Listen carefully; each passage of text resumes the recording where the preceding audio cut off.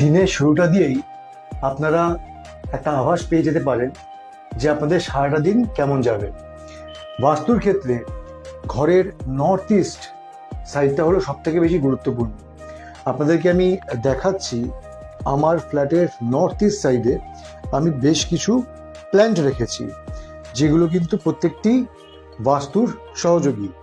এই প্রত্যেকটি plant north ইস্টে যদি সতেজ অবস্থায় থাকে তাহলে কিন্তু এটি বাস্তুর জন্য খুব পজিটিভ বার্তা বহন করে। এখানে অ্যালোভেরা থেকে স্নেক প্ল্যান্ট সমস্ত গাছই আছে এবং মানি প্ল্যান্টও। বাস্তুতে নর্থ ইস্টে কখনোই ক্যাকটাস জাতীয় গাছ রাখা উচিত নয়। নর্থ ইস্ট থেকে কিন্তু আমাদের সৌভাগ্য বৃদ্ধির জায়গা, তো তাই সেখানে ক্যাকটাস জাতীয় গাছ রাখা উচিত নয়। ঘরে যত বেশি গ্রিনারি থাকবে তত বেশি আপনারা নেচারের সাথে কানেক্টেড থাকবেন এবং আমাদের মন তত বেশি কিন্তু সুন্দর এবং প্রফুল্ল থাকবে।